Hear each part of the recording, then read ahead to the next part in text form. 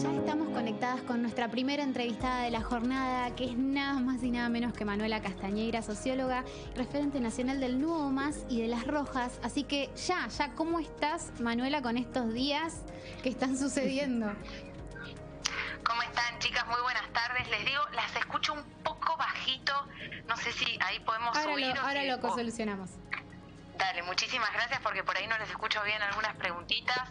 Bueno, yo les cuento, estoy por un lado con mucho entusiasmo y con alegría por este logro que ha tenido la Marea Verde de que se vuelva a tratar el proyecto de interrupción voluntaria del embarazo, pero les voy a ser honesta, estoy muy preocupada y ya les quiero adelantar que me parece importante evitar cualquier triunfalismo sobre esta temática. Si bien para diputados pareciera la cuestión más encaminada, acá hay que decir la verdad, la Iglesia ha salido a la calle, se ha movilizado, está utilizando toda su artillería para hacer presión, sobre todo en diputados y senadores del interior, escraches, agresiones y un sinfín. Y acá el oficialismo, el gobierno de nuestro país, ha dicho que no hay que movilizarse y está intentando atarle las manos a la Marea Verde para que no salga a expresarse y a defender este proyecto en la calle. Entonces me parece eso muy importante decirlo. El próximo 10, cuando se traten diputados, tenemos que ser miles en las calles con distanciamiento social. Por supuesto, ocuparemos más lugar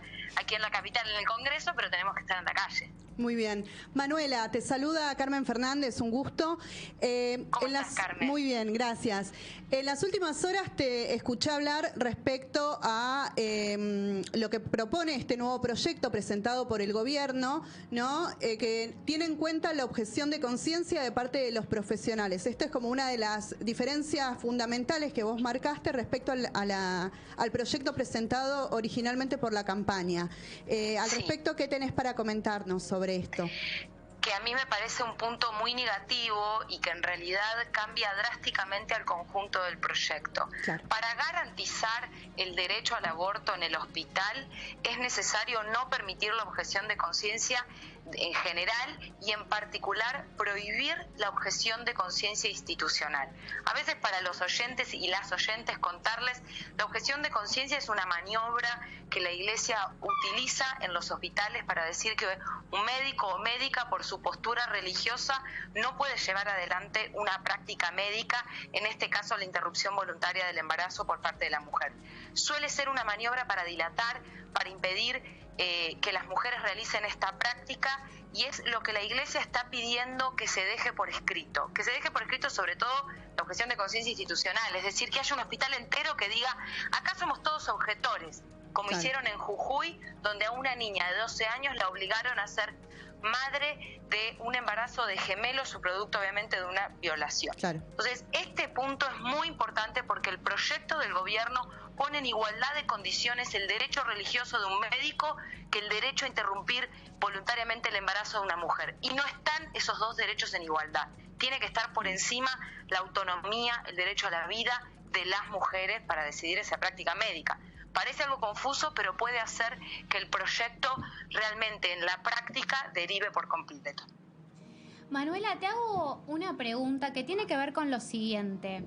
Hay algo de interpretar que este nuevo debate, digamos, como a quienes son más partidarios del gobierno actual, los acerca mucho más, ¿no? Como, bueno, agradeciendo esta nueva oportunidad. ¿Cuál es tu lectura respecto de esta forma de ver las cosas, como agradeciéndole al gobierno, después de venir de como tantas dilaciones, tantas reuniones interrumpidas, después de declarar que no era una prioridad, que iba a generar más grieta? Digo, ¿cómo lees esta forma de esta militancia ahora por el gobierno?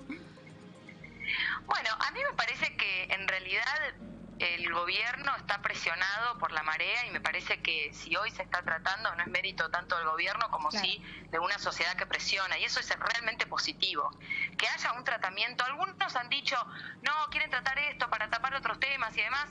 La verdad que hay que reconocer que este tema nos lo ganamos la sociedad argentina, la Marea Verde, el movimiento de mujeres y personas LGBT, y es muy importante reconocer eso. Ahora, que el gobierno quiera hacer una utilización, sin duda, que quiera borrar que fue la marea la que lo presentó y que presentarse como los dueños del debate o presentarse como que el único argumento es el de la salud. Es un argumento muy valioso, pero hay otras cuestiones en el medio de esta discusión, como lo que yo te mencionaba de la objeción de conciencia y el rol de la Iglesia dentro del Estado, dentro de la salud, dentro de la educación, que ese es el rol que el gobierno actual debería empezar a problematizar para quitarle poder.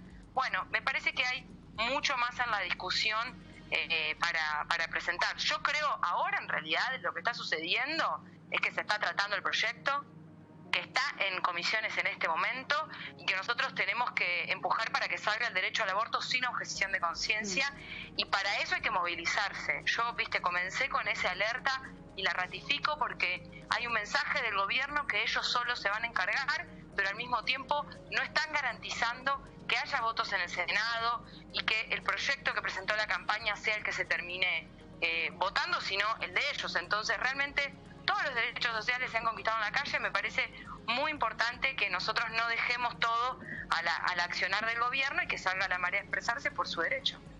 Bien, en ese sentido, bueno, vos bien mencionabas el caso de esta nena en Jujuy que fue obligada a continuar con una gestación de gemelos, y hoy también se supo la muerte de una mujer, le pusieron un nombre ficticio, ¿no?, para visibilizar el caso, en Córdoba, Mariela, por un aborto mal realizado, ¿no? Reflexionaba respecto a esto de, bueno, de la objeción de conciencia y de cuánto a veces se utilizan estos métodos, ¿no?, en los hospitales para dilatar los tiempos, para no atender al reclamo de las mujeres. Y asimismo me venía a la mente, antes de salir al aire, Vicky traía las palabras de Diana Mafía, que hoy hablaba respecto a la objeción de conciencia y decía, bueno, permitimos la objeción de conciencia de parte de un profesional de la salud, pero no estamos escuchando qué dicen las conciencias de las mujeres, ¿no? Claro. Pareciera ser que el derecho a decidir sobre nuestros cuerpos, decidir o no continuar con un embarazo, no estaría llegando de igual manera, por más que se presente un proyecto, ¿no?, a oídos de nuestros funcionarios. Yo creo que eso tiene que ver con esto que te mencionaba sobre que el proyecto del gobierno quiere poner en igualdad de condiciones el derecho de la objeción de conciencia al médico y el derecho de la mujer. Y para mí el derecho al aborto de la mujer se tiene que dar sin condicionamientos, sin límite, sin el límite. Te voy a poner otro ejemplo de un derecho que no tiene límites en la Argentina y en el mundo: la propiedad privada. Puede haber hambre, puede haber falta de vivienda, como lo vimos en Guernica, sí, pero siempre invocan la propiedad privada para imponer esta desigualdad. Ahora, para la propiedad privada, todos entienden, esos que hoy quieren votar en contra, bueno, y algunos también de los que quieren votar a favor, o muchos, que hay que defenderla, y no importa si del otro lado se encuentra la desigualdad, la muerte de las personas, el hambre, la miseria o lo que sea. La propiedad privada para ellos es sagrada. En lo que tiene que ver con el derecho de la mujer a la vida, es decir, a no morir por un aborto clandestino, el derecho a planificar una maternidad, a tener autonomía sobre el propio cuerpo. Yo lo decía en mi intervención en su oportunidad en el Congreso, a dejar de ser una esclava en el siglo XXI y poder decidir libremente, dejar de ser ciudadana de segunda. Bueno, a eso se le quiere poner condicionamientos. ¿Y cuál es el condicionamiento? La opinión religiosa del médico. Porque al fin y al cabo la objeción de conciencia tiene que ver con una opinión de la religión ante esa decisión de las mujeres, o una opinión personal. Entonces ahí hay una gravedad en esa percepción. Para mí es un error que el gobierno ponga, me parece una concesión a la Iglesia, que el gobierno ponga el artículo 10, porque lo va a utilizar en contra de las mujeres. Entonces lo que hay que entender es que hay que defender el derecho a la autonomía de las mujeres, y esa autonomía, para ser ejercida, no puede tener del otro lado la objeción de conciencia, porque en los hechos, si la ley se iguala, se va a resolver en la práctica. Si la ley lo tiene igualado, como está en esta redacción, se va a resolver en la práctica. Y en la práctica se resuelve por las relaciones de fuerza. Y esas relaciones de fuerza, cuando haya una mujer en situación de vulnerabilidad social normalmente, porque son aquellas de los sectores más empobrecidos de la sociedad, y personal por el momento, por la decisión y por mil cuestiones más, ante un médico, un cuerpo médico o una institución de la salud. En esa situación, la mujer tiene las de perder. Entonces no podemos dejar una ley, y Vilma Ibarra lo reconocía en parte cuando dijo: vamos a dejar bien en claro en la reglamentación cómo va a funcionar la objeción de conciencia. Bueno, si esta ley tiene que estar resuelta por una reglamentación, entonces está mal la ley. La reglamentación, ya sabemos, las hacen los ejecutivos y las pueden cambiar por decreto cuando venga un nuevo presidente. Nosotros estamos esperando una ley que nos lleve al siglo XXI, que saque a las mujeres del oscurantismo. Si tienen que hacer una ley que van a resolver con una reglamentación que cualquiera puede cambiar, entonces también es el implícito reconocimiento de los defectos de la redacción que tiene.